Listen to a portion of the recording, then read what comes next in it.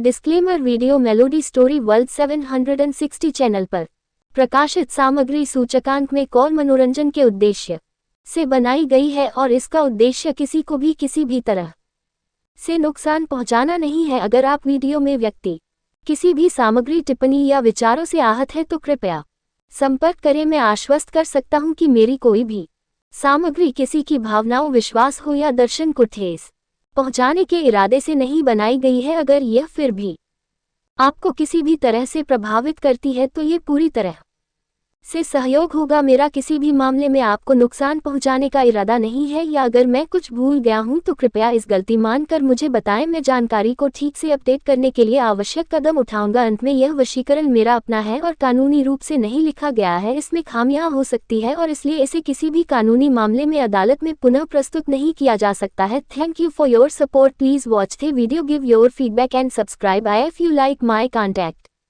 Chapter 21 वहां मत छूइए please. अरमान की ठंडी उंगलियों ने जैसे ही आयशा के उस इंटीमेट हिस्से को छुआ तो मानो वो पूरी तरह से जम गई और अगले ही पल उसने अरमान की उंगलियों को खुद से दूर झटकते हुए अपने कदम पीछे ले लिए। लेकिन इस दौरान उसका पैर पीछे रखी मेज से टकरा गया और एक दफा फिर वो उन हालातों से घिर गई जिनसे वो हमेशा बचने की कोशिश करती थी, क्योंकि उसके पैर टकराने की वजह से उसका बैलेंस डगमगा गया और इसके चलते उसने जैसे ही खुद को संभालने के लिए अरमान का सहारा लेना चाहा, उसी पल वो अपने साथ साथ अरमान को भी बिस्तर पर ले जा गिरी। आयशा का फूल जैसा बदन अरमान के पत्थर जैसे शरीर के नीचे दबा था और वो अपनी मोटी मोटी पलकों को मटकाते हुए बिना एक पलक झपकाए अरमान को देखे जा रही थी। और तभी अरमान का हाथ धीरे से उसकी पतली सी गर्दन को छूने लगा और उस सुराही सी गर्दन को अपने हाथ में फंसाते हुए अरमान ने अपनी भारी आवाज में कहा, ये पैर हमेशा इसी कदर फिसलते हैं या तुम मेरे सामने करती हो ये हसीन सितम। अरमान के बोलने का अंदाज बिल्कुल अलग था। उसके शब्दों की पकड़ ऐसी होती थी कि आयशा की नसों के हर तार झंझना जाते थे। तो वही अरमान जिसकी नजरें भी आयशा की गर्दन पर थी और उसके हाथ भी, और अब वो हाथ दोबारा उस जख्म की ओर बढ़ने लगे जिसका एहसास होते ही आयशा ने तुरंत उसकी कलाई थाम ली। वहां मत छूइए प्लीज। आयशा की आवाज में एक गुजारिश थी जिसे समझते हुए अरमान ने अपने हाथ रोक लिए और फिर उसी हाथ की उंगलियों को आयशा की कॉलर बोन पर चलाते हुए बोला, ये जख्म कैसे हुआ? तो इस पर आयशा खामोश रह गई। एक तरफ अरमान उसके इतने करीब था तो वही दूसरी तरफ उसके वो सवाल। भला कैसे आयशा की धड़कनें वहां पसरी खामोशी में शोर ना करती? और वही उसका जवाब ना पाकर अरमान ने इस दफा उसकी आंखों में देखा और कहा, कुछ पूछा है मैंने तुमसे? अरमान की नजरों को देख आयशा के माथे पर पसीने की बूंदें उभर आई। उसने कहा, वो जख्म, मुझे नहीं पता इस जख्म के बारे में। आयशा के इस जवाब को सुन अरमान उसकी आंखों में आंखें डाले रहा। तो वही उसे खुद को इस गहराई के साथ देखते हुए पाकर आयशा ने आगे कहा, ये जख्म बचपन से है इसलिए मुझे नहीं पता इस बारे में। अरमान अब भी खामोश रहा और उसकी ये खामोशी आयशा को पागल किए जा रही थी। और तभी अरमान अचानक से उसके ऊपर से उठ खड़ा हुआ और आयशा को बेहद गहराई के साथ देखते हुए बोला, कॉलेज से फोन आया था, टेस्ट है तुम्हारा, गेट रेडी, मैं ड्रॉप करूंगा तुम्हें। कहकर अरमान जैसे ही पलट कर जाने को हुआ उसी पल आयशा ने खुद को बेड पर रखी ब्लैंकेट से पूरी तरह छिपाते हुए कहा, नहीं, इसकी कोई जरूरत नहीं है, मैं चली जाऊंगी। अरमान के कदम ज्यों के त्यों रुक गए। वो कुछ पल तक यूं ही खड़ा रहा और फिर धीरे से मुड़ते हुए उसने अपनी पेंट की जेब में हाथ डाला और कहा, इट्स एन ऑर्डर आयशा। अरमान के कहे बस ये चंद शब्द ही काफी थे आयशा को अपना थूक निगलने के लिए मजबूर करने को। 10 मिनट, सिर्फ 10 मिनट है तुम्हारे पास। अगर 10 मिनट में तुम बाहर नहीं आई तो 11वें मिनट में मैं अंदर आ जाऊंगा, अंडरस्टैंड? अरमान की आवाज में वो दम था कि वो अपने शब्दों के आगे पूरी दुनिया को झुका दे। तो वही आयशा ने तुरंत अपनी गर्दन हिला दी जिसे देख अरमान ने कहा, वर्ड्स आयशा। ओह, अंडरस्टूड बेटा, कहकर आखिरकार अरमान उसके कमरे से चला गया और उसके जाते ही आयशा भागते हुए गेट तक आए और उसने तुरंत गेट को लॉक कर लिया, जिसके साथ ही उसका पूरा शरीर ढीला पड़ गया और वो अपनी पीठ उस दरवाजे से टिकाकर खड़ी हो गई। उसने अपने सर पर हाथ रख लिया और बोली, इनसे ज्यादा डोमिनेटिंग शख्स मैंने अपनी लाइफ में नहीं देखा। हमेशा मुझ पर अपना हुक्म चलाते रहते हैं और सबसे अजीब बात तो ये है कि मैं भी कोई बगावत नहीं करती इनके हुक्म पर। कि तभी आयशा बुरी तरह से झुंझुला उठी, आह गॉड, इनका नाम अरमान मलिक नहीं बल्कि एडोल्फ हिटलर होना चाहिए, क्योंकि हरकतें तो इनकी एक तानाशाह जैसी ही है। आयशा अपनी गुफ्तगू में उलझी थी कि तभी उसे याद आया कि उसके पास सिर्फ 10 मिनट है। शिट, सिर्फ 10 मिनट थे मेरे पास तो। जल्दी तैयार हो जा आयशा, वरना वो हिटलर का कोई भरोसा नहीं। कहते हुए आयशा जितनी स्पीड से हो सके उतनी स्पीड के साथ तैयार होने लगी। 10 मिनट होते ही उसके कमरे का दरवाज़ा नॉक हुआ, जिसकी आवाज़ सुन आयशा ने तैयार होकर तुरंत दरवाज़ा खोला। उसे लगा कि वहां उसे अरमान खड़ा दिखेगा, लेकिन वहां पर तो घर का एक सर्वेंट था जिसने आयशा से कहा, सर ने नीचे बुलाया है मैम आपको। चलिए, मैं तैयार हूँ, कहकर आयशा उस आदमी के साथ नीचे आई। तभी उस आदमी ने उसे कहा, मैम इधर चलिए, लेकिन बाहर तो यहाँ से जाएंगे ना। हाँ, बट सर इस वक्त कार पोर्च में है। ये सुन आयशा उस सर्वेंट के साथ कार पोर्च में आ गई और वहां का नज़ारा देख हैरान रह गई, क्योंकि वहां एक नहीं बल्कि ना जाने कितनी कार्स थी। Lamborghini, Jaguar, Porsche range rover, BMW, Mercedes और यहाँ तक कि रोल्स रॉयस भी। आयशा की आंखें फटी रह गई। ऐसा लग रहा था कि वो किसी लग्जरियस कार शोरूम में आ गई हो। उसे आज समझ आया था कि जिन लोगों के साथ वो रह रही थी वो उसकी सोच से कई ज्यादा अमीर हैं। आयशा आंखें फाड़े इस पोर्च को देख रही थी और तभी उसकी नज़र लैम्बोर्गिनी पर गई, जिसे देख आयशा उसके पास गई और अपने कांपते हाथ से उस चमचमाती लैम्बो को टच करने लगी, मानो अपने किसी खूबसूरत ख्वाब को छू रही थी। उसे बचपन से ही स्पोर्ट्स कार का बहुत शौक था। हालांकि ये शौक अक्सर लड़कों का होता, पर इसका मतलब ये नहीं कि लड़कियां स्पोर्टी नहीं हो सकती। आयशा की आंखों में उस कार को छूते वक्त एक अलग सी चमक थी कि तभी अचानक से उसे अपने पीछे से एक आवाज आई, जिसे सुन वो जैसे ही पलटी तो उसने देखा कि उसके सामने तेज रफ्तार से एक कार आ रही है। और ये देख आयशा ने डर के मारे अपना चेहरा छिपा लिया, लेकिन इससे पहले कि वो कार उसे छू भी पाती कि तभी आयशा से कुछ इंच की दूरी पर कार ने जोर से ब्रेक लगा लिया। आयशा डर के मारे कुछ पलों तक अपना चेहरा छिपाए खड़ी रही, पर जब उसने महसूस किया कि वो बिल्कुल सही सलामत है तब जाके उसने अपना हाथ चेहरे से हटाया और अपने सामने देखा एक लाल रंग की एक चमचमाती लैम्बोर्गिनी को, जिसमें बैठा शख्स कोई और नहीं बल्कि अरमान था। आयशा कुछ लम्हों तक अरमान की आंखों में देखती रही और तभी अरमान ने आंखों से ही इशारा कर उसे कार में बैठने को कहा। तो वही आयशा, उसके चेहरे पर एक अजीब सी चमक आ गई ये सोच के कि क्या वो सच में इस लैम्बो में बैठेगी। उसके कदम हल्के होने लगे थे और वो धीरे से कार के अंदर आकर बैठ गई और अंदर बैठती ही वो आंखें फैलाए उस कार को देखने लगी। तो वही अरमान ने एक नज़र उस पर डाली और फिर अपने हाथ को स्टीयरिंग पर रख गियर डालकर वहां से आगे बढ़ गया। आयशा को वैसे तो कुछ दिन हो चुके थे यहाँ पर रहते हुए, लेकिन उसने इतना रिच आज तक महसूस नहीं किया था जितना कि आज। एक तो आज वो अपनी पसंदीदा कार में बैठी थी और वो भी किसके साथ? अरमान के साथ, जिसे वो 2 मिनट के लिए भी रजिस्ट नहीं कर पाती थी।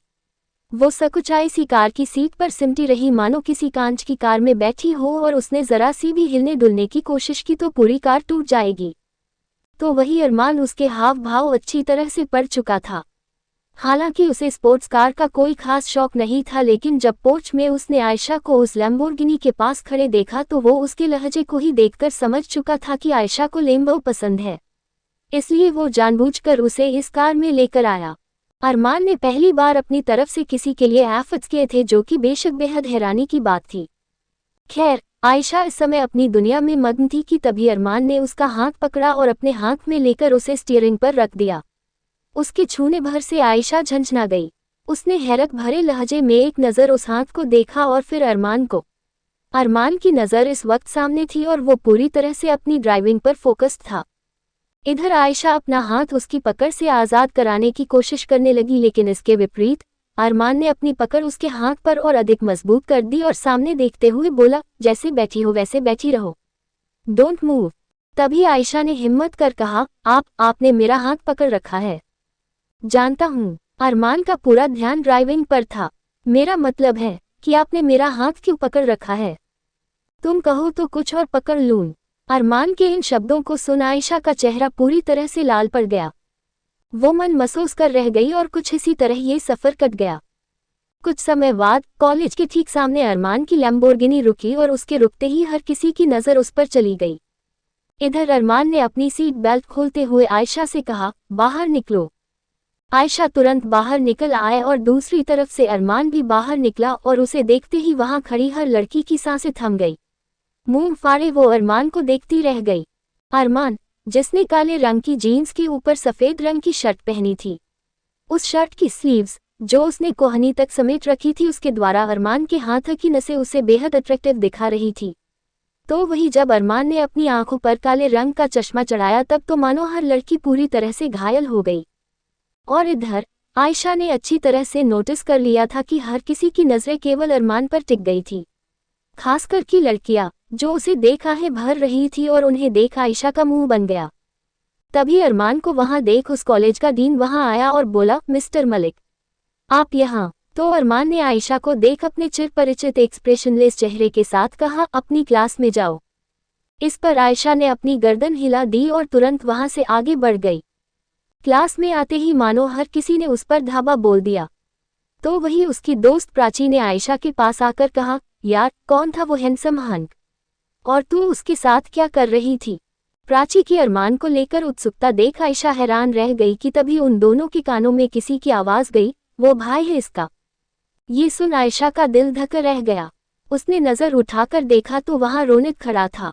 रोनित आयशा के बगल में बैठते हुए बोला, भाई है वो आयशा का, इसलिए ज्यादा ओवररिएक्ट करने की जरूरत नहीं। तो तुझे क्यों इतनी जलन हो रही है? भाई है तो क्या हुआ, बंदा तो हैंडसम है ना, प्राची ने चिढ़ते हुए कहा। इधर आयशा बार बार भाई सुन सुन के पागल हुई जा रही थी, क्योंकि उन दोनों के दरमियां अब तक जो कुछ हुआ था उस पर किसी भाई बहन के रिश्ते का नाम लगते हुए आयशा को ये सब किसी पाप की तरह लग रहा था। उसने तुरंत रोनित और प्राची से कहा, तुम दोनों प्लीज शांत हो जाओ और मुझे पढ़ने दो। अब तू क्यों चिढ़ने लगी? प्राची ने उसे घूरते हुए कहा। तो वही आयशा आगे कुछ भी कह पाती कि तभी अचानक से पूरी क्लास का शोर शांत हो गया। आयशा ने देखा कि अचानक से सभी स्टूडेंट्स खड़े होने लगे हैं और ये देख उसकी नज़र सामने गई जहां से डीन अंदर आ रहे थे। गुड मॉर्निंग क्लास, डीन ने कहा। आयशा इस वक्त पीछे सीट पर बैठी थी और अब वो भी खड़ी हो गई कि तभी उसने जो देखा उससे उसके दिल की धड़कनें तेज हो गई, क्योंकि सामने क्लास में डीन के साथ अरमान भी अंदर आ चुका था। खोया खोया रहता हूँ, तुझसे मिलकर क्यों आजकल बदले बदले है मेरे तेवर, क्यों आजकल आंखें मेरी हर जगह ढूंढे तुझे बेवजह, ये मैं हूं या कोई और है मेरी तरह? कई लोगों की भीड़ में सबसे पीछे खड़ी आयशा पर किसी बाज की तरह अरमान की नज़र पहुंच गई जो इस वक्त रोनित के साथ खड़ी थी। और ये देख अरमान का खून जिस कदर खौला इसे बयां भी नहीं किया जा सकता। अरमान पल भर में रोनित को पहचान गया, जिसे देखते हुए उसने अपनी आंखों से चश्मा उतारा और फिर आयशा को अपनी उंगली से आगे आने का इशारा किया। पूरे क्लास में सन्नाटा था और इस सन्नाटे में आयशा को अपने तेज हो चुके दिल की धड़कनें स्पष्ट सुनाई देने लगी। कैसे हुआ, कैसे हुआ, तू इतना जरूरी कैसे हुआ, कैसे हुआ, कैसे हुआ, तू इतना जरूरी कैसे हुआ?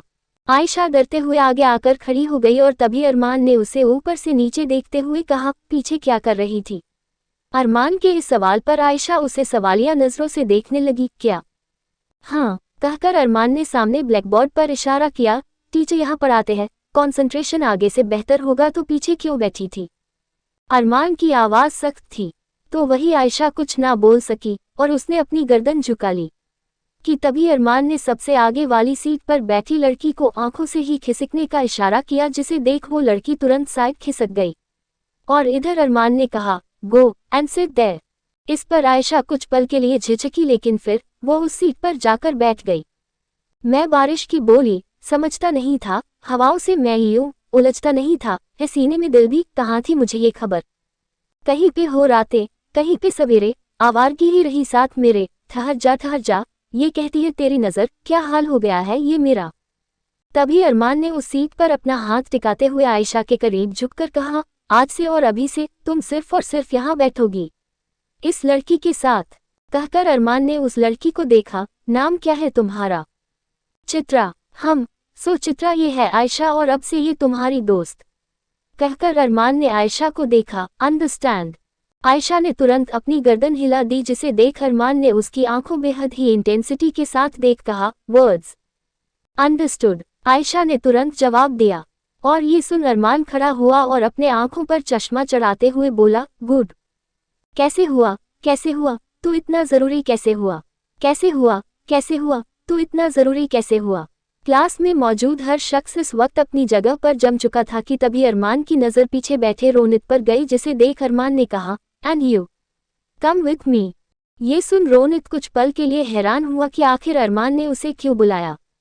मगर फिर वो अरमान के कहे अनुसार उसके पीछे क्लास से बाहर आ गया। डीन भी उस वक्त वही थे जिनसे अरमान ने कहा, आप जाए, मुझे इससे अकेले में बात करनी है। जी, कोई जरूरत हो तो मुझे बुला लीजिएगा, कहकर डीन वहां से चले गए। तो इधर उनके जाने के बाद अरमान ने अपनी आंखों से चश्मा उतारा और फिर एक सिगरेट जलाकर उसकी लंबी कश छोड़ते हुए उसने रोनित से कहा, so young boy, what's your name? Ronit. Ronit Chauhan. तो रोनित चौहान, बच्चे हो अभी, कॉलेज पढ़ने आते हो तो पढ़ाई पर ध्यान दो, आयशा पर नहीं। अरमान के कहे आखिरी 3 शब्दों पर रोनित दंग रह गया। तो वही अरमान ने एक हाथ उसके कंधे पर रखा और उसकी आंखों में आंखें डालकर कहा, मुझे उम्मीद है कि मेरे कही बात का मतलब समझ गए होगे, और अगर नहीं समझे तो मैं क्लियर कर देता हूँ। अगली बार उसके आसपास भी दिखाई दिए तो फिर मैं तुम्हें बातों से नहीं बल्कि लातों से समझाऊंगा, कहकर अरमान ने अपना हाथ उसके कंधे से हटाया और फिर उस सिगरेट को वही जमीन पर फेंक उसे रौंदते हुए उसने रोनित को मुस्कुराते हुए देख कहा, चलता हूँ, अब पढ़ो जाकर, कहकर अरमान ने एक नज़र रोनित पर डाली और अपनी आंखों पर चश्मा चढ़ाकर वहां से चला गया। तो वही रोनित, वो पूरी तरह से स्तब्ध एक जगह पर खड़ा रह गया, मानो उसे यकीन ही ना हुआ हो कि अभी अभी अरमान ने उससे जो कहा वो एक धमकी थी। कंटिन्यूड। अरमान की सनक आयशा के लिए दिन ब दिन बढ़ती ही जा रही थी। तो आखिर क्या असर होगा आयशा पर अरमान की इस सनक का, जानने के लिए पढ़े माफिया बाय ए गैंगस्टर। CH22 दरिंदगी की हद। Triggered content ahead, so read at your own risk. तकरीबन 4 बजे आयशा की क्लास ओवर हुई और वो प्राची के साथ क्लास से बाहर निकली कि तभी प्राची ने कहा, ये रोनित को अचानक से क्या हुआ, बात क्यों नहीं कर रहा? पता नहीं, ये तो उससे पूछकर ही पता चलेगा। आयशा इतना कह ही पाई थी कि तभी उसके पास एक आदमी आया। आयशा मुखर्जी, जी, आपको प्रोफेसर ने बुलाया है, चलिए मेरे साथ। उस आदमी की बात पर आयशा ने एक नज़र प्राची को देखा और फिर उस आदमी से कहा, ठीक है चलिए। ये कहकर आयशा उस आदमी के साथ आ गई। तो वही वो आदमी उसे कॉलेज के बैकडोर के पास ले आया। आप मुझे यहाँ क्यों लाए हैं? आयशा ने हैरानी से सवाल किया और जैसे ही वहां से पलटने को हुई उसी पल किसी ने उसके मुंह पर एक कपड़ा रख दिया और आयशा को झटपटाने तक का वक्त न मिला और वो बेहोश होकर जमीन पर जा गिरी। अंडस्को। एक अंधेरे में डूबे कमरे में आयशा इस वक्त कुर्सी पर रस्सियों से बंधी बैठी थी। वो इस वक्त बेहोश थी मगर कुछ ही पलों में उसकी आंखें हलचल करने लगी। वो होश में आ रही थी और कुछ ही वक्त में आयशा की आंखें खुली। पहले तो उसे कुछ भी समझ ना आया मगर जैसे ही उसे पूरी तरह से होश आया तो उसकी आंखें पूरी तरह से फट रह गई और वो खुद को कुर्सी से बंधा पाकर घबरा उठी। मैं यहाँ कैसे आई? आयशा ने कहा और सोचने लगी कि कुछ देर पहले उसके साथ क्या हुआ था, लेकिन उसे कुछ भी याद नहीं आ रहा था सिवाय इसके कि कॉलेज में ही अचानक से वो बेहोश हो गई थी और उसके बाद क्या हुआ उसे कुछ याद नहीं। कोई है, मुझे क्यों पकड़ा है? कोई सुन रहा है मुझे? आयशा चिल्ला उठी, पर पलटकर कोई जवाब न आया। उसके बदले अचानक से कमरे का दरवाजा खुला जिसके द्वारा 2 आदमी अंदर आए। वो दोनों आदमी दिखने में ही हरामी लग रहे थे और अपनी आंखों में हवस भरे आयशा को बुरी तरह से देखने लगे। उनकी नजरों से आयशा घिन से भर उठी और चिल्लाते हुए बोली, कौन हो तुम सब? मुझे क्यों पकड़ रखा है? इस पर वो दोनों आदमी जानवरों की तरह हंस पड़े और आयशा के पास आकर बोले, तेरे साथ बिन शादी की सुहागरात मनाने के लिए पकड़ रखा। सुन लिया, अब अगर चिल्लाई तो 2 मिनट में नंगा कर डालूंगा। उस आदमी के ऐसे शब्दों को सुन आयशा बुरी तरह से कांप उठी। उसकी आंखों से आंसू निकल आए और वो बोली, प्लीज मुझे जाने दो। मैंने क्या बिगाड़ा है आप सबका? तूने हमारा तो नहीं, लेकिन किसी और का बहुत कुछ बिगाड़ा है। दूसरे आदमी ने कहा, क्या मतलब? किसकी बात कर रहे हैं आप? आयशा हैरान रह गई कि तभी वो आदमी आयशा के गालों को टटोलने लगा जिससे आयशा का रोम रोम कांप उठा। उसने तुरंत अपना चेहरा उसके हाथ से दूर किया और कहा, हाथ मत लगाना मुझे, वरना क्या कर लेगी तू? हाँ। तो इस पर आयशा चिल्लाते हुए बोली, मुझे अकेले पकड़कर अपनी मर्दानगी दिखा रहे हो तुम दोनों? लानत है तुम दोनों पर। आयशा का इतना कहना भर था कि तभी एक तेज थप्पड़ उसके गालों पर आ बैठा जिससे उसके कान के पर्दे फट गए और होंठों से खून बह गया। साली, ज्यादा मुंह चला रही थी, तुझे तो अभी बताता हूँ, कहकर वो आदमी जैसे ही आयशा को छूने को हुआ कि तभी अचानक से उसका फोन बज पड़ा जिस पर फ्लैश हो रहे नंबर को देख उसने आयशा को देख कहा, तुझे तो मैं बताऊंगा कि मर्दानगी क्या होती है। कहकर वो दोनों आदमी बाहर चले आए और तभी उस आदमी ने फोन उठाकर दूसरी तरफ से किसी की आवाज सुनी, जिसे सुन उसने कहा, फिक्र मत करो आप, लड़की कब्जे में है और हम उसकी ऐसी हालत करेंगे कि कहीं मुंह दिखाने काबिल नहीं रहेगी। अंडस्को अंदर आयशा समझ चुकी थी कि वो एक बहुत बड़ी मुसीबत में फंस चुकी है। उसे कुछ समझ नहीं आ रहा था कि इन लोगों ने उसे क्यों पकड़ रखा है, लेकिन इतना तो वो समझ चुकी थी कि अगर जल्द ही यहाँ से वो भागी नहीं तो ना जाने क्या हो जाएगा। आयशा परेशानी से अपनी नजरें इधर उधर घुमाने लगी और तभी उसकी नज़र कमरे में थोड़ी ऊंचाई पर लगी खिड़की पर गई, जिसे देख उसके मन में उम्मीद की किरण जागी। अंडस्को कुछ समय में जब वो दोनों आदमी बातें करते हुए कमरे के अंदर आए तो अपने सामने का नज़ारा देख उनके होश उड़ गए। कुर्सी खाली थी और आयशा का कमरे में नामो निशान नहीं था। ये देख वो दोनों आदमी बौखला गए और चिल्लाए, बिरजू, मुन्ना, कहाँ हो सालों? लड़की भाग गई। और कुछ ही पलों में उन सब लोगों का दिमाग खराब हो गया। आखिर लड़की भागी तो भागी कैसे? वो चिल्लाए और तभी उनकी नज़र खिड़की के पास रखी उस कुर्सी पर गई जिस पर आयशा को उन्होंने बांध रखा था। अंडस्को यहाँ आयशा, जो जैसे तैसे अपनी जान बचाकर वहां से भाग तो चुकी थी, पर उसे अब अपने आसपास सुनसान सड़क और झाड़ियों के अलावा और कुछ नहीं दिख रहा था। तभी उसे पीछे से किसी गाड़ी की आवाज़ सुनाई दी, जिसे सुन आयशा तुरंत एक झाड़ी के पीछे जाकर छिप गई, क्योंकि उसने देख लिया था कि उस जीप में वही गुंडे बैठे थे। वो जीप आगे निकल गई, जिसके बाद आयशा ने राहत भरी सांस ली, लेकिन उसे कुछ समझ नहीं आ रहा था कि आखिर अब वो जाएगी तो जाएगी कहाँ। ये रास्ता सुनसान था, ऊपर से कुछ पता नहीं था कि उसे किस तरफ जाना चाहिए। आयशा फूटकर रो पड़ी और वही घुटनों के बल जा बैठी। रोती क्यों हो मेरी रात की रानी? मैं हूं ना। अचानक से ये आवाज़ आयशा के कानों में पड़ी, जिसे सुन उसके दिल की धड़कनें रुक गई। उसने जैसे ही अपनी गर्दन उठाकर देखा तो अपने सामने खड़े एक आदमी को देख उसका कलेजा फटा रह गया। और तभी पीछे से वही दोनों आदमी आ गए जिन्होंने आयशा को पकड़ रखा था। ये देख आयशा की आंखें फटी रह गई और वो समझ गई कि उसकी सारी मेहनत बेकार गई। तभी एक आदमी ने उसे बालों से पकड़कर खड़ा किया और दांत पीसते हुए बोला, साली, होशियारी दिखाएगी, और वो भी मुझसे। ये कहते ही उसने आयशा के गालों पर तमाचा रसीद दिया, जिससे वो जमीन पर गिरने को हुई, लेकिन इससे पहले ही दूसरे आदमी ने उसे पकड़ लिया और एक और तमाचा उसके गालों पर जड़ दिया। वो सब जानवरों की तरह आयशा पर टूट पड़े थे कि तभी एक ने कहा, चल अब वीडियो बना इसका, तब आएगा असली मजा जब दुनिया के सामने इसको नंगा करेंगे। ये कहकर उसने आयशा के बालों को मुट्ठी में भरा और उसे सीधा जमीन पर किसी कचरे की तरह फेंक दिया और बदहवास हो चुकी आयशा जैसे ही जमीन पर गिरने को हुई, उससे पहले ही किसी की मजबूत बाहों ने उसे संभाल लिया। कुछ पलों तक दिल चीर देने वाला सन्नाटा पसर गया और इधर आयशा, जो बेहाल हो चुकी थी, उसे ना जाने क्यों इन बाहों में महफूज होने का एहसास हुआ। उसने अपनी लाल पर चुकी नजरों को जैसे ही उठाया तो अपने सामने आए चेहरे को देख उसकी आंखों में इस कदर आंसुओं का सैलाब आया जिसका थमना नामुमकिन सा हो गया। उसे अपनी बाहों में संभाले अरमान खड़ा था, जिसके चेहरे पर इस वक्त काल मंडरा रहा था। तो वही आयशा, वो टूट गई और अगले ही पल अरमान के सीने से जा लगी और इस कदर रोई जिसे सुन अरमान के दिल के हजारों टुकड़े हो गए। सिर्फ उसे ही पता था कि जब से आयशा गायब हुई थी तब से लेकर अब तक उसने जमीन आसमान एक कर डाला था और इस दौरान ना जाने किन किन की बलि चढ़ चुकी थी, लेकिन उसने सोचा भी नहीं था कि आयशा उसे इस हाल में मिलेगी। आयशा ने इस कदर अपने हाथ अरमान की गर्दन में जकड़ लिए मानो अब वो उससे कभी अलग ही नहीं होगी, और अरमान, उसके दिल का हाल शब्दों में उतारना नामुमकिन सा है, क्योंकि उसके अंदर जो क्रोध जन्म ले चुका था उसका अंत बहुत भयानक होने वाला था। अरमान ने आयशा को खुद से अलग किया और उसके चेहरे को आंख में भर एकटक उसकी खून और आंसुओं से लिबड़ी हुई सूरत देखने लगा और फिर आयशा के आंसुओं को अपने अंगूठे से पोंछते हुए बोला, शश, कुछ नहीं होगा, मैं आ गया हूं ना। पर आयशा के आंसू थमने का नाम नहीं ले रहे थे कि तभी अरमान आगे बढ़ा और उसने मजबूती से आयशा के माथे को चूम लिया और उसके सर से अपना सर जोड़ते हुए बोला, बस कुछ देर की बात और है, फिर हम घर पर होंगे, और तब तक। कहकर अरमान उससे अलग हुआ और उसकी आंखों में आंखें डालकर बोला, तब तक यहाँ से हिलना मत। कहकर अरमान के लहजे में अब तक जो भी नरमियत थी वो अब अचानक से ढल गई और अब वो एक हैवान लग रहा था जिसने अपनी नजरें सामने खड़े उन आदमियों पर डाली और धीरे धीरे करके एक एक कदम उनके करीब बढ़ाने लगा। तो वही वो आदमी बेखौफ थे ये सोचकर कि भला ये अकेला उनका क्या उखाड़ पाएगा।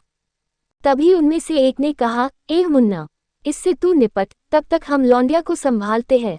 ये सुन मुन्ना जैसे ही अरमान को छूने को हुआ उसी पल अरमान ने अपनी कमर से बंदूक निकाली और अगले ही पल धार धार मुन्ना की खोपड़ी पूरी तरह से फट चुकी थी और ये सब इतनी जल्दबाजी में हुआ कि वो सब आदमी स्तब्ध रह गए।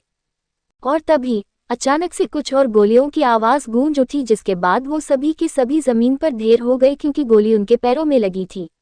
उन्होंने अरमान को बहुत हल्के में ले लिया था, इसलिए उन्हें अपनी गन तक निकालने का मौका ना मिल पाया और तब तक अरमान ने उन सबको धराशायी कर डाला। लेकिन अभी तो बस शुरुआत थी। अरमान ने अपनी कार से एक धारदार चाकू बाहर निकाली, जिसे लेकर वो उनमें ऐसे एक के पास आकर एड़ी के बल बैठ गया और उस चाकू को उसके हाथ पर चलाते हुए बोला, इसी हाथ से तूने उसे छुआ था ना। और ये कहते ही अरमान ने बेरहमी से ना जाने कितने वार उस आदमी के हाथ पर कर डाले। उस चाकू को इतनी बार घोंपा था उसने कि उस आदमी के हाथ का मांस तक बाहर निकल आया और ये देख आयशा का रोम रोम थरथरा उठा। अरमान को पहले भी वो गुस्से में देख चुकी थी, लेकिन आज तो वो दरिंदा लग रहा था। तो वही अरमान दूसरे आदमी के पास आया और उस चाकू को उस आदमी की आंखों पर चलाते हुए हैवानों की तरह बोला, इन्हीं आंखों से तूने उसे देखा था ना। और तभी अरमान के हाथ जरा से भी ना कान पे और उसने उस चाकू की नोक को उस आदमी की आंखों में घोंप दिया। उस आदमी की आंखें खून खच्चर हो गई और ये नज़ारा देख आयशा को उल्टी आते आते रह गई। उससे ये सब देखा ही ना गया और उसने तुरंत अपना चेहरा ढक लिया। और अब बारी थी तीसरे आदमी की, जिसने पहले ही अपने हाथ जोड़ लिए, लेकिन अरमान उसे पूरी तरह से अनसुना करते हुए उस चाकू को उस आदमी के प्राइवेट पार्ट पर रखते हुए बोला, उस अन को देख बोला, इसकी भूख खत्म नहीं होती है ना, तो क्यों ना आज मैं इसे ही खत्म कर दूं। और बस इतना काफी था अरमान को हैवान साबित करने के लिए। उसने उस चाकू से उस आदमी के निजी अंग पर इतने वार किए कि उस अंग का हर मांस निकलकर बाहर आ गया। और डर क्या होता है, इसका एहसास तो अब जाकर आयशा को हुआ था जब वो अरमान के इस रूप से वाकिफ हुई। इधर अरमान ने वो खून से भिड़ चुकी चाकू जमीन पर फेंक दी और खड़ा होकर उन आदमियों की जीप के पास गया और वहां जाकर उसने पेट्रोल वाले पाइप को काट दिया, जिससे पेट्रोल बहकर उन दर्द में बिलखते हुए आदमियों के पास आने लगा। तो वही अरमान एक दफा फिर उन आदमियों के पास आकर खड़ा हुआ और अपनी जेब से एक लाइटर और सिगरेट निकालकर उस सिगरेट को सुलगाने लगा और फिर उसकी लंबी कश भरते हुए बोला, आग से उलझने का अंजाम पता है क्या होता है? नहीं पता, रुक अभी पता चल जाएगा। ये कहते ही अरमान ने वो जलती हुई सिगरेट उस बह रहे पेट्रोल के ऊपर फेंक दी और मुड़कर आयशा के पास आ गया। और आयशा, वो तो अब अरमान को देखने से भी डर रही थी। उसने तुरंत अपने कदम पीछे ले लिए, पर तभी अरमान ने मजबूती से आयशा का चेहरा थामा और उसकी आंखों में आंखें डालकर बेहद पागलपन के साथ बोला, धमाके के लिए तैयार हो। ये सुन आयशा की नजरें फटी रह गई, पर तभी अरमान ने उसे अपनी बाहों में खींच लिया और उसका चेहरा कसके अपने सीने में जकड़ते हुए बोला, 1 2 3 एंड बूम। और इसी के साथ पीछे खड़ी उन आदमियों की जीप धमाके के साथ फट गई और उस धमाके की इतनी तेज आवाज आई जिसे सुन आयशा की आत्मा तक थरथरा उठी और उसने अपने हाथ मजबूती से अरमान के सीने पर जकड़ दिए। तो इधर कुछ दूरी पर पड़े उन आदमियों को पल भर में आग ने अपनी चपेट में ले लिया और वो सबके सब जिंदा जल उठे। उनकी चीखें लगातार आयशा के कानों में पड़ रही थी, जिन्हें सुन उसने अपनी आंखें मींच ली और उसका रोना छूट गया। कि तभी अरमान ने धीरे से उसे खुद से अलग किया और उसके दोनों गालों को अपनी हथेली में भर लिया। आयशा डर के मारे अरमान का चेहरा तक नहीं देख पा रही थी, क्योंकि उसके चेहरे पर खून के छींटे थे। तो वही अरमान ने पूरे पागलपन और सनक के साथ उसकी आंखों में देखे एक शब्द पर जोर देते हुए कहा, तुम्हें अगर किसी ने भी आंख उठाकर देखा तो उसकी आंखें निकाल लूंगा, किसी ने भी छुआ तो उसके हाथ काट डालूंगा, और अगर किसी ने भी। कहकर अरमान ने अपनी बात अधूरी छोड़ दी, समझ गई ना? तो वही आयशा खौफ के मारे उसकी आंखों में देखे जा रही थी और अरमान के चेहरे ने वहशीपन की चादर ओढ़ ली और उसने अचानक से आयशा की कमर में अपना हाथ फंसाया और उसे खुद के करीब खींच लिया और दूसरे हाथ से उसका चेहरा थाम उसके निचले होंठ को अपने अंगूठे से मसलते हुए कहा, अरमान मलिक की चीजों को कोई हाथ भी लगाए तो उसे जिंदा जला दिया जाता है, और यहाँ तो उन्होंने तुम्हें गंदा करने की जुर्रत की, भला इतनी आसान मौत कैसे दे देता। अरमान के कहे इन शब्दों को सुनते ही आयशा के होश उड़ और वो तड़प उठी अरमान का पागलपन देख। कंटिन्यूड। आयशा, जो डर के मारे पागल हो गई थी अरमान के इस रूप को देख, जबकि उसे तो अभी इस बात का अंदाजा भी नहीं था कि आज उसने जो देखा है वो 1% भी नहीं है अरमान के असली रूप के। तो क्या हालत होगी आयशा की आज हुए हादसे के बाद? जानने के लिए पढ़ते रहे च 23, जरा जिस्म की प्यास तो बुझा दो। वाराणसी। काशी में गंगा घाट किनारे खड़े कई पंडित इस समय मंत्र उच्चारण कर रहे थे। उन पंडितों की भीड़ में एक किनारे खड़े थे कुछ लोग जो दिखने में बॉडीगार्ड्स लग रहे थे। और तभी गंगा में स्नान कर रहा एक शख्स डुबकी लगाकर बाहर निकला। उसकी आंखें बंद थी, हाथ जोड़े हुए थे और उसके होंठ लगातार मंत्र जाप कर रहे थे। ओम ह्रीं ह्रों नमः शिवाय, ओम तत्पुरुषाय विद्महे महादेवाय धीमहि तन्नो रुद्रः प्रचोदयात्। जहां घाट पर मंत्र की गूंज उठ रही थी तो वहीं किनारे एक मंदिर में अफरा तफरी मच चुकी थी। मंदिर में खड़े सभी लोगों का मन, जो कुछ वक्त पहले श्रद्धा से भरा था, अब उस मन में खौफ भर गया और वो सभी डर के मारे चिल्ला पड़े। कई सारे गुंडे अचानक से मंदिर में घुस आए थे और बिना किसी रहम के अपने रास्ते में आ रहे हर शख्स को घायल किए जा रहे थे। बचाओ, कोई बचाओ, इस तरह की कई चीखें उस मंदिर में गूंज उठी। और यहाँ उस शख्स ने अचानक से अपनी बंद आंखों को खोला और अपने जोड़े हुए हाथ को सर से लगाकर गंगा से बाहर निकलने लगा। उसकी शख्सियत इतनी मजबूत थी कि उसके चलने का अंदाज ही उसके शक्तिशाली होने की गवाही दे रहा था। जैसे जैसे उसका शरीर गंगा से बाहर निकलता जा रहा था, वैसे वैसे उसका कसा हुआ बदन स्पष्ट होता जा रहा था। उसने केवल एक सफेद रंग की धोती पहनी थी। उसकी नग्न छाती पर पहना हुआ जनेऊ, सूत से बना एक पवित्र धागा जिसे यज्ञोपवीतधारी व्यक्ति बाएं कंधे के ऊपर तथा दाईं भुजा के नीचे पहनता है, वो शख्स गंगा से बाहर निकल आया कि तभी उसके बॉडीगार्ड ने उसके कान में कुछ कहा जिसे सुन उस शख्स के चेहरे के भाव बदल गए। ओम त्र्यंबकम यजामहे सुगंधिम पुष्टिवर्धनम उर्वारुकमिव बंधनान मृत्युमुक्षीयमामृतात्। उस शख्स ने ये मंत्र जाप किया और हाथ जोड़ अपनी आंखें बंद कर ली। मगर जैसे ही आंखें खोली तो मानो शिवजी की तीसरी आंख खुल गई हो, जो सब कुछ तबाह कर डालेगी। दूसरी तरफ मंदिर में अभी भी हाहाकार मचा हुआ कि तभी एक गुंडे के हाथ एक लड़की आ लगी जिसे उसने बालों से पकड़कर अपने पास घसीट लिया और उस लड़की की डर और दर्द की चीख निकल गई। कहाँ जा रही हो रानी, जरा जिस्म की प्यास तो बुझा दो, कहकर उस गुंडे ने उस लड़की का दुपट्टा खींचकर फेंक दिया। वो लड़की अपनी इज्जत बचाने के लिए चीख उठी मगर उसकी चीख सुनने वाला वहां कोई नहीं था। हर कोई अंधा और बहरा बन गया क्योंकि हर किसी को अपनी जान प्यारी थी, इसलिए उन गुंडों से कोई ना उलझा। इधर वो गुंडा जैसे ही अपनी घिनौनी हरकत के लिए उस लड़की को छूने को हुआ, उसी पल किसी ने उसकी कलाई पकड़ ली। उस गुंडे की नज़र इस वक्त अपने हाथ पर थी जिसे किसी ने मजबूती से पकड़ा था और ये देख वो गुस्से में चिल्ला उठा, किसने इतनी जुर्रत की मुझे रोकने की। ये कहकर जैसे ही उसने अपना चेहरा घुमाकर उस शख्स को देखना चाहा कि तभी उसके मुंह पर इतने दर्दनाक तरीके से एक मुक्का आ बैठा कि वो गुंडा सीधा जमीन पर ढेर हो गया। एक मुक्के से ही ऐसा लगने लगा था कि उसके चेहरे की हर हड्डी टूट गई हो। और तभी वहां उस गुंडे के और साथी भी आए, लेकिन जैसे ही उन्होंने अपने सामने खड़े शख्स को देखा तो उनके कदम जहां के तहां ठहर गए। और तभी उनमें से एक ने उस शख्स को देख धीरे से कहा, अभय ठाकुर। हाँ, सामने खड़ा शख्स अभय ठाकुर था, जिसे देख हर किसी के चेहरे पर खून उतर आया। और इधर अभय के चेहरे पर इतने भयानक भाव थे जो मानो सब कुछ जलाकर खाक कर देंगे। तभी अभय ने उस पवित्र जनेऊ के सिर के भाग को कान पर लपेट कर रख लिया और फिर जमीन पर पड़े उस गुंडे को देख बोला, प्यास बुझानी है। कहकर अभय उसके पास बढ़ने लगा। प्यास जरूर बुझेगी, पर तेरी नहीं, किसी और की। कहकर अभय ने उस मंदिर में मौजूद काली मां की बड़ी सी मूर्ति को देखा और उस मूर्ति के पास जाकर अपने हाथ जोड़ लिए और वहां रखी एक तलवार अपने हाथ में उठा ली। उसके हाथ में वो धारदार तलवार को देख उस जमीन पर पड़े गुंडे का खून सूख गया। वो तुरंत दूर खड़े अपने आदमियों को देख चिल्लाया, एह, तुम सब खड़े खड़े तमाशा क्या देख रहे हो, मारो साले को। लेकिन उन सबके कानों में मानो जूं तक ना रेंगी, उल्टा उन्होंने अपने कदम पीछे ले लिए और वो तो अब अपनी जान बचाने की दुआ मांगने लगे। और यहाँ अभय उस तलवार को लेकर उस गुंडे के करीब बढ़ने लगा कि तभी वो गुंडा डर के मारे पीछे रेंगने लगा, लेकिन इससे पहले वो अपनी जगह से जरा सा भी खिसक पाता कि तभी अभय ने तलवार उठाए और उस तलवार को सीधा उस आदमी के पैर में घोंप दिया। आह! वो आदमी दर्द के मारे चीख उठा। तभी अभय ने कहा, आज तेरा इस मंदिर में ऐसा अंत होगा कि फिर कोई भी तुझ जैसा दुस्साहस करने से पहले मरना पसंद करेगा।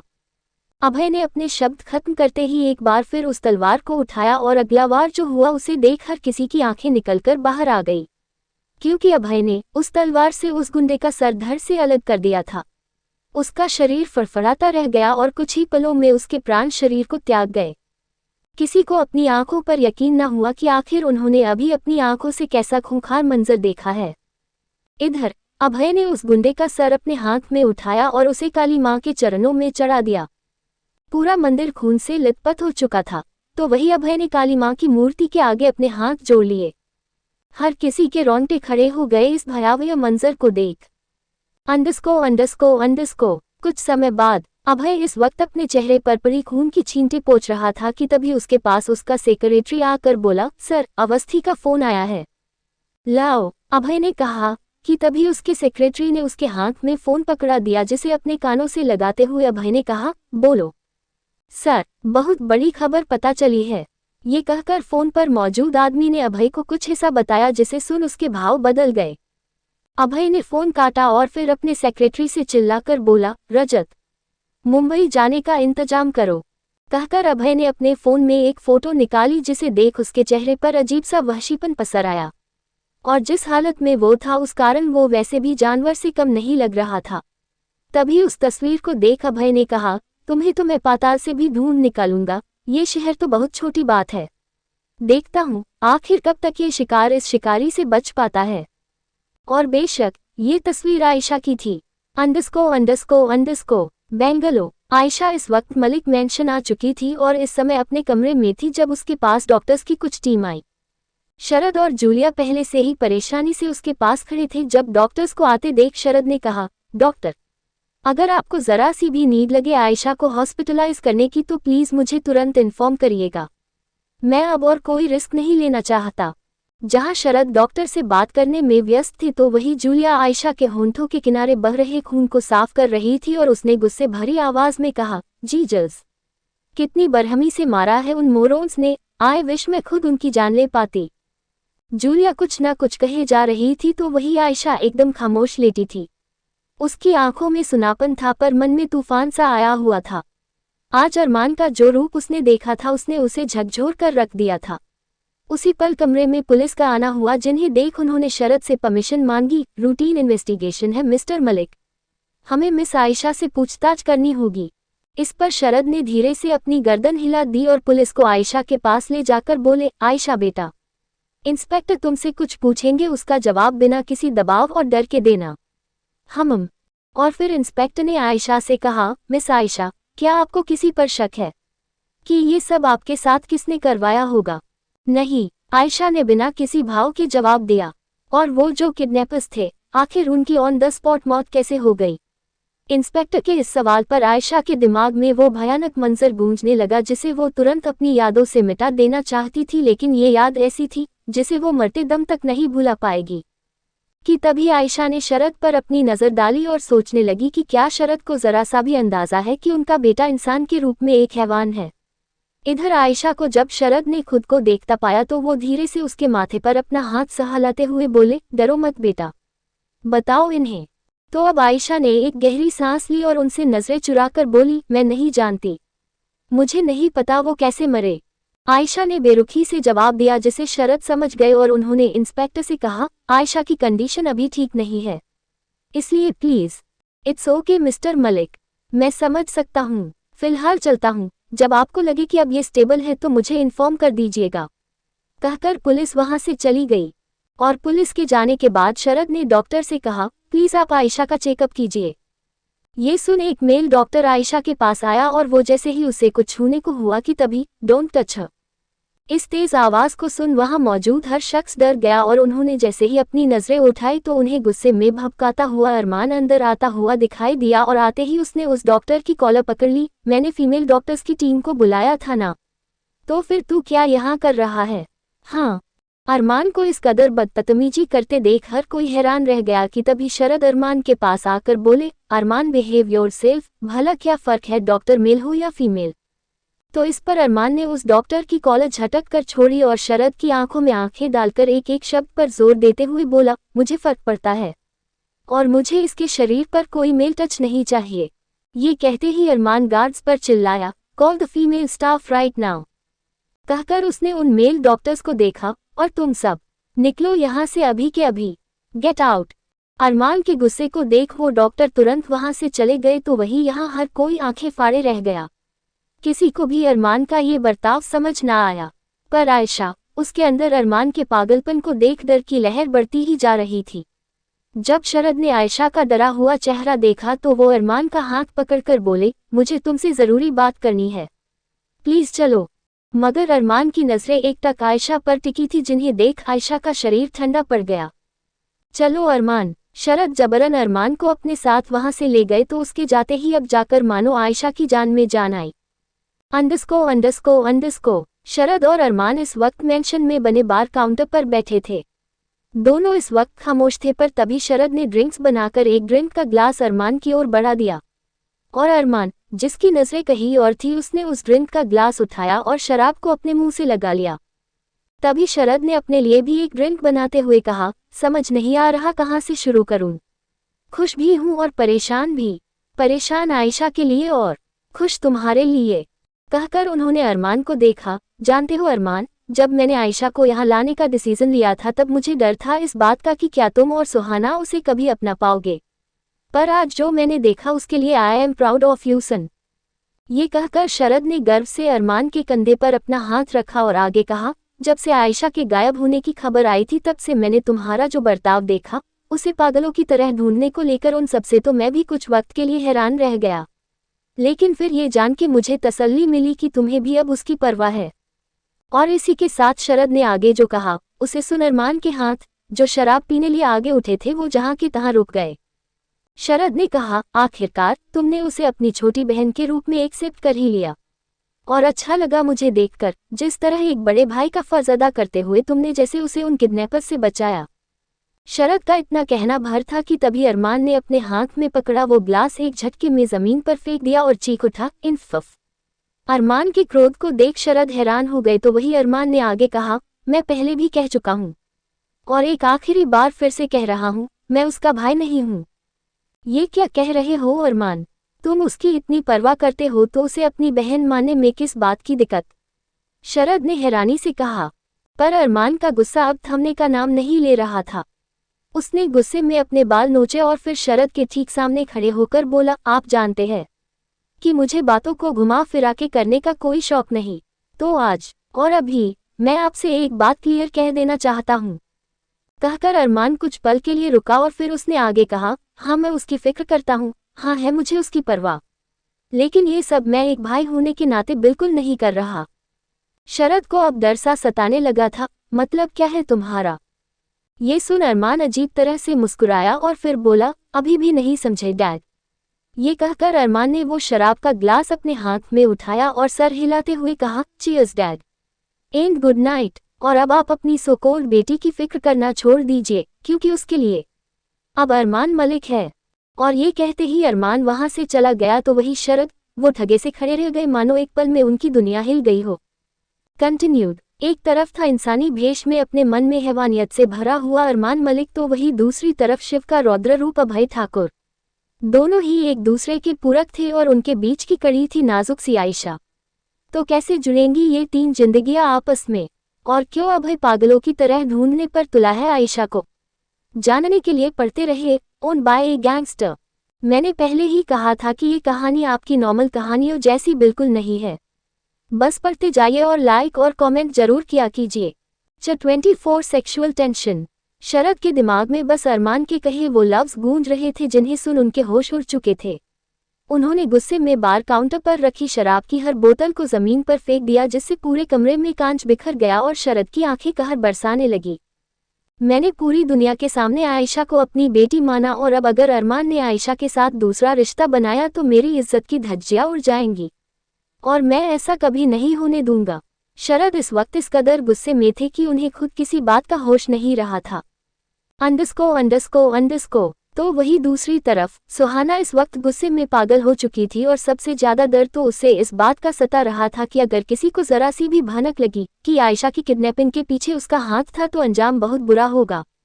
वो अपना सर पकड़कर बिस्तर पर बैठ गई और सोचने लगी, नहीं, मैं अपना नाम ऐसे बाहर नहीं आने दूंगी, और वैसे भी वो किडनैपर्स तो ऑन द स्पॉट मारे गए हैं, तो भला कौन बताएगा मेरे बारे में पुलिस को?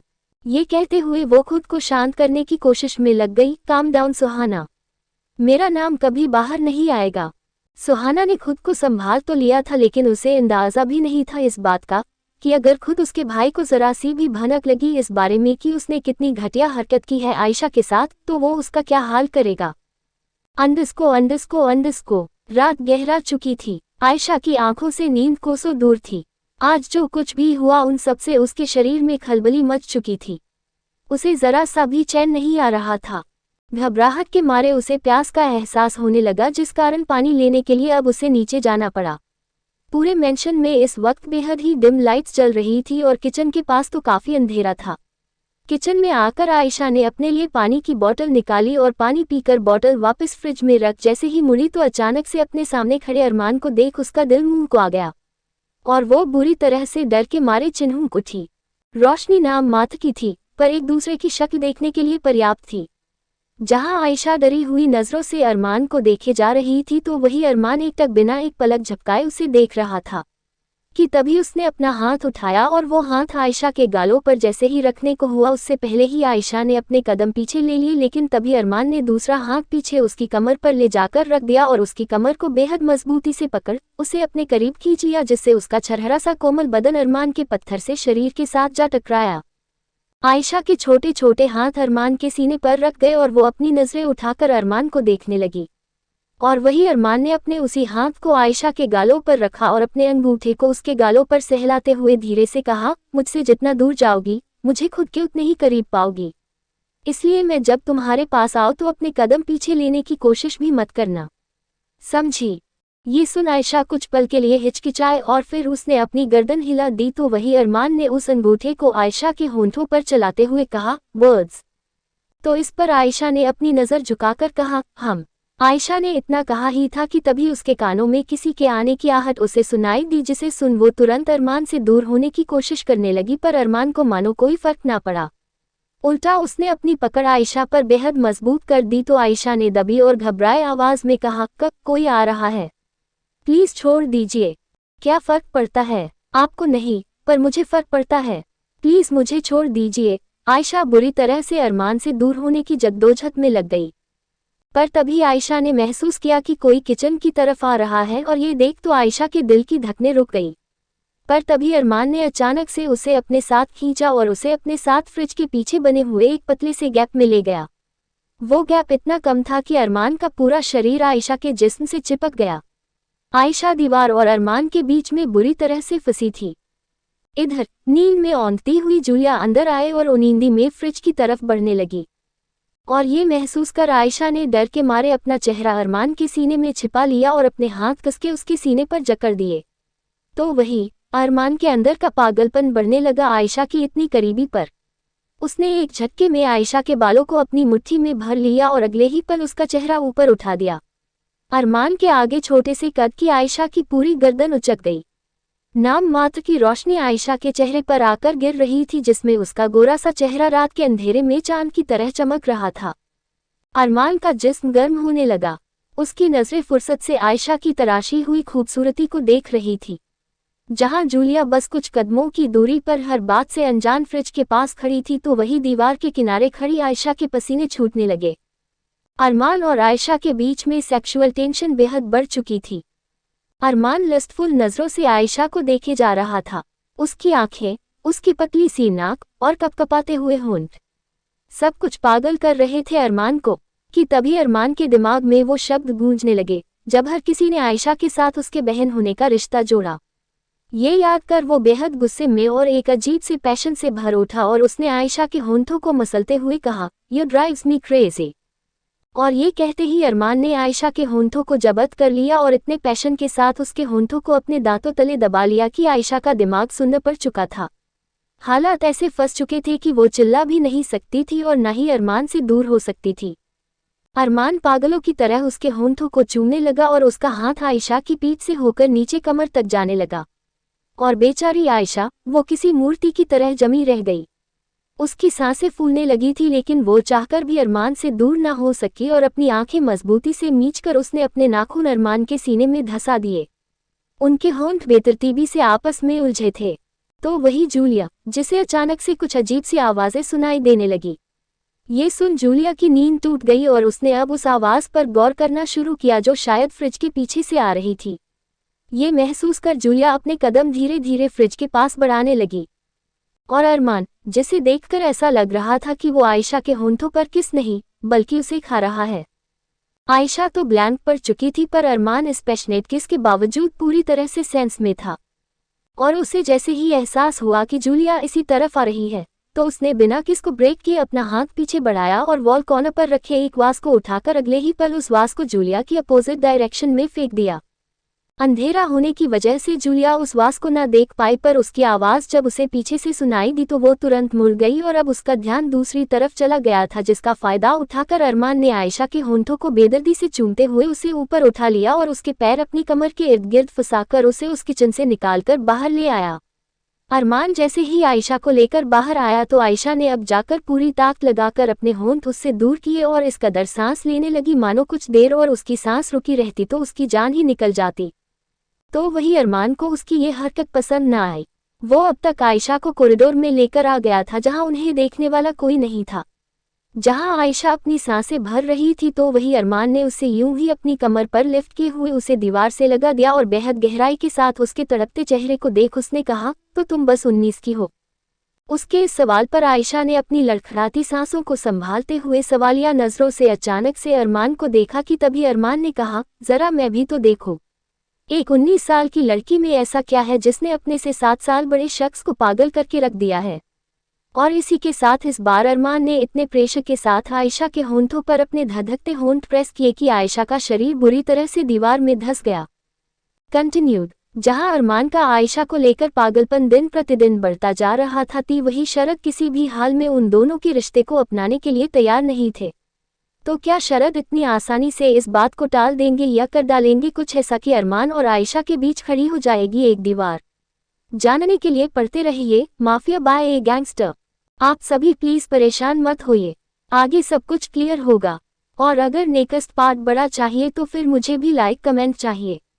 और जो रीडर्स इस कहानी को सपोर्ट कर रहे हैं उन सभी को thank you. CH25 cruel intimacy in toxic man. तेरे होंठों का तलबगार हूँ, चूम लूँ तो गुनहगार हूँ। अंडस्को। अरमान इतनी बेदर्दी और बेसब्री के साथ आयशा के होंठों पर अपने होंठों का दबाव बनाए उसे चूम रहा था कि आयशा की सांसें लड़खड़ा गई।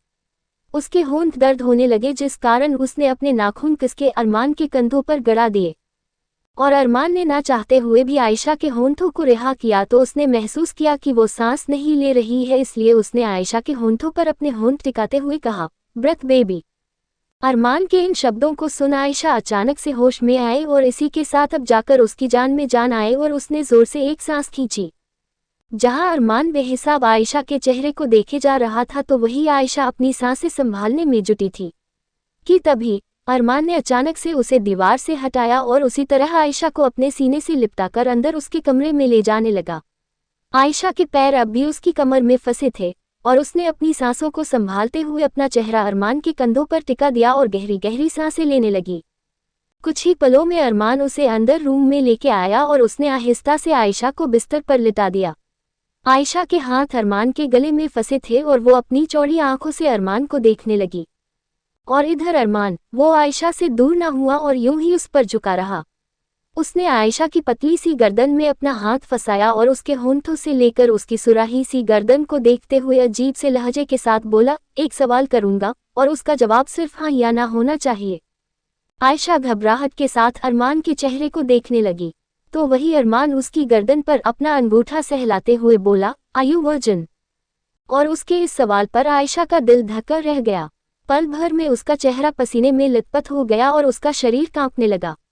जिस काली रात को वो अपनी जिंदगी से मिटा देना चाहती थी, वो रात एक बार फिर उसके सामने एक भयानक सवाल बनके खड़ी थी। इतना तो तय था कि आयशा पूरी तरह से अरमान की तरफ आकर्षित हो चुकी थी, क्योंकि अरमान का बर्ताव पहले दिन से उसके साथ इतना इंटेंस और इंटीमेट था जिसने आयशा को हिप्नोटाइज करके रख दिया। और आज वही शख्स उससे ये सवाल कर रहा था कि वो वजन है या नहीं, जिस शख्स के इर्द गिर्द उसकी पूरी दुनिया घूमने लगी थी। तो वही अरमान जिसे सारी सच्चाई पता थी, उसने ना जाने क्या सोचकर आयशा से ये सवाल किया, answer me, are you virgin? Armaan ने ठंडी आवाज में कहा और फिर वो आगे बोला, ऑफ कोर्स वजन होगी, आफ्टर ऑल तुम अभी बस 19 की ही तो हो। सच कह रहा हूं ना?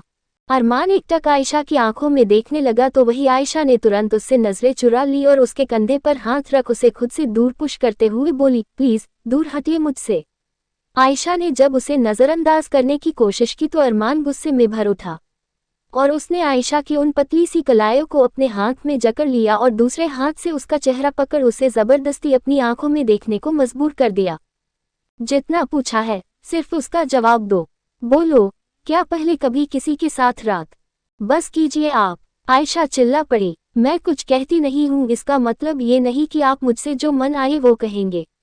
और मैं क्यों बताऊं आपको कि मैं वजन हूं या नहीं? लगते कौन है आप मेरे?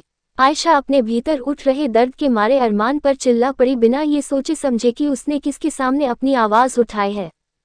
और इधर अरमान कुछ पल तक एकदम शांत रहा और उसकी ये खामोशी मानो आने वाले तूफान की ओर इशारा कर रही थी। लगता कौन हूं मैं तुम्हारा? यही सवाल किया ना तुमने मुझसे? अरमान की आवाज धीमी थी मगर इतनी डरावनी थी कि आयशा ने अपना थूक निगल लिया। और तभी अरमान ने आयशा की आंखों में आंखें डाल बेहद धीमे और हर एक शब्द पर जोर देते हुए कहा, आई ओन यू आयशा मुखर्जी। अरमान के कहे ये चंद लफ्ज काफी थे आयशा के दिल की धड़कनों को रोकने के लिए। तो वही अरमान ने अपनी पॉइंट फिंगर आयशा के सीने के सेंटर पर टैप करते हुए कहा, your whole being belongs to me. और इसी के साथ अरमान ने आयशा के होंठों पर अपनी उंगली टिकाए और कहा, ये। होंठों के बाद वो अपनी उंगली उसकी गर्दन पर ले आया, ये। गर्दन के बाद वो उंगली आयशा के सीने पर सरक गई, ये। और फिर पेट, ये। इतना कहते ही अरमान के होंठों के किनारे मुड़ गए और उसने कहा, और ये सब मेरा है। आयशा का चेहरा पसीने के मारे लथपथ हो गया था। वो कांप चुकी थी अरमान के इस लहजे को देख। जब भी वो सोचती थी कि अब अरमान इससे ज्यादा खूंखार नहीं बन सकता है, उसके अगले ही पल वो कुछ ऐसा कर दिखाता था कि आयशा सरसरा जाती थी उसके लहजे को देख। तभी अरमान ने उसके माथे पर आए पसीने को अपनी उंगली से पोंछते हुए कहा, और अगर इससे आगे मैंने तुम्हें बता दिया ना कि मैं तुम्हारा क्या लगता हूँ, तो नजरें नहीं मिला पाओगी मुझसे। इतना कहते ही अरमान एक झटके में आयशा से अलग हुआ और बिस्तर से खड़े होकर अपने हाथ में बंदी राडों की घड़ी में टाइम देखते हुए बोला, सो जाओ और कल सुबह ठीक 6 बजे तैयार रहना। ये कहते ही अरमान कमरे से बाहर चला गया तो वही आयशा ब्लैंक पड़ चुकी थी और उसी तरह बिस्तर पर लेटी रही जब तक कि उसे पूरी तरह से होश न आया कि अब अरमान जा चुका है। उसके दिमाग से वो मजर जाने का नाम ही नहीं ले रहा था जब अरमान ने उसके पूरे बदन पर अपना हक जताया था और उसके वो शब्द, आई ओन यू आयशा मुखर्जी। आयशा का शरीर इस कदर ढीला पड़ चुका था कि उससे हिला तक नहीं जा रहा था। उसके दिमाग में अरमान के कहे वो शब्द गूंज रहे थे, और अगर इससे आगे मैंने तुम्हें बता दिया ना कि मैं तुम्हारा क्या लगता हूँ, तो नजरें नहीं मिला पाओगी मुझसे। आयशा जरा सा भी नहीं समझ पाई कि आखिर उसके कहे इन शब्दों का मतलब क्या है, पर इससे पहले वो उसके इस सवाल का अर्थ निकाल पाती कि तब तक उसके दिमाग में अरमान का कहा वो लास्ट ऑर्डर गूंज उठा, कर सुबह ठीक 6 बजे तैयार रहना। 6 बजे? आखिर 6 बजे वो क्या करने वाला था? और आयशा इतनी सुबह तैयार होकर कहाँ जाएगी? आयशा खिसिया उठी और उसने गुस्से में अपना सिर पकड़ लिया और इसके बाद वो बस 2 ही शब्द बोली, टॉक्सिक मैन। और ये सच भी था, क्योंकि अरमान का बर्ताव उसके साथ जैसा था उससे वो टॉक्सिक ही साबित होता है, और उसकी ये टॉक्सिसिटी किस हद तक जाएगी इसका जवाब तो आने वाला वक्त देगा। अंडस्को एक अंधेरे कमरे में इस वक्त तेजी से एक लड़की की आहें और उसकी सिसकियां गूंज रही थी। ऐसा लग रहा था मानो वो लड़की दर्द में तड़प रही हो। उस कमरे का जरा और मुआयना लेने पर दिखा एक बिस्तर, और उस बिस्तर के इर्द गिर्द फैले कपड़े जो कि बुरी तरह से फट चुके थे। तो वही उस बिस्तर पर एक भारी भरकम शख्स ने किसी लड़की को अपने नीचे दबा रखा था और उस पर बेरहमी के साथ अपना जोर आजमाए जा रहा था। हालांकि उस लड़की के साथ किसी भी तरह की जबरदस्ती नहीं हो रही थी, सब कुछ एक दूसरे की मर्जी के साथ हो रहा था, पर वो लड़की इस हद तक कमजोर पड़ चुकी थी अपने ऊपर हावी उस शख्स के आगे कि अब उससे कुछ भी बर्दाश्त नहीं हो रहा था। तो यहाँ उस लड़की के ऊपर जो शख्स इस समय हावी था वो कोई और नहीं बल्कि अभय था। अभय के चेहरे पर किसी भी तरह के एक्सप्रेशन नहीं थे और ऐसा लग रहा था कि वो उस लड़की के साथ इंटीमेट होते हुए भी किसी और के बारे में सोच रहा है और उसका गुस्सा इस लड़की पर उतार रहा है। कि तभी वो एक झटके में उस लड़की से दूर हुआ और उस लड़की को अगले ही पल अपने बिस्तर से खड़ा करते हुए बोला, गेट आउट। वो लड़की तो हैरानी से अभय को देखती ही रह गई, पर उसमें अभय ठाकुर के खिलाफ कुछ भी बोलने की हिम्मत नहीं थी। उसके शरीर में जान तो नहीं रही थी, पर उसने जैसे तैसे अपने फटे हुए कपड़ों को पहना और अपने शरीर को एक शॉल से ढककर तुरंत वहां से चली गई। तो वही अभय, जो इस वक्त नेकेड था, उसने अपनी कमर पर एक टॉवल लपेटी और टेबल से सिगरेट और लाइटर उठाकर उस सिगरेट को सुलगा लिया। कुछ देर बाद अभय की महंगी कार एक बड़े से मकान के आगे रुकी। ये मकान शहर से दूर एक खाली जगह पर था जहां अक्सर वो अकेला ही आता था। अंदर आकर उसने अपने कमरे की तरफ रुख किया और कुछ ही समय में फ्रेश होकर बाहर आया। इस वक्त उसके होंठों के बीच सिगरेट दबी थी। बदन पर मात्र एक टॉवल थी जिसमें उसका गठीला बदन साफ दिख रहा था, जिस पर उसके सीने पर गुदा एक भयंकर सा टैटू उसे कई ज्यादा भयानक दिखा रहा था। वहीं थोड़े समय बाद उसने धीमे से एक ड्रॉर खोला। ड्रॉर खुलते ही उसमें रखी एक तस्वीर नजर आने लगी। उसने हौले से वो तस्वीर बाहर निकाली। उस तस्वीर में देख रही लड़की को देखते समय उसकी आंखों में अलग सा नशा छाया था। और फिर धीरे से उस तस्वीर को अभय ने अपने होंठों से चूम लिया। बहुत सताती हो जाने मन, पर तुम्हारे बिना बीते हर लम्हों का हिसाब रखा है मैंने, सब्र करो, हर धोखे का अंजाम मिलेगा तुम्हें, वो भी बेहद, बेहिसाब और बेदर्दी से, कहकर अगले ही पल अभय ने उस तस्वीर को लाइटर से जला दिया। आग की लपटें उस तस्वीर में दिख रहे आयशा के चेहरे को अपनी चपेट में ले रही थी। तो वही अभय की आंखों में इस कदर नफरत थी जो दुनिया तक जला देने का दम रखती थी। वक्त न लगा और अभय के देखते ही देखते आयशा की वो तस्वीर खाक में तब्दील हो गई। कंटिन्यूड। इतना साफ हो चुका था कि अभय आयशा को केवल ढूंढ ही नहीं रहा था, बल्कि उससे बेहिसाब नफरत भी करता था।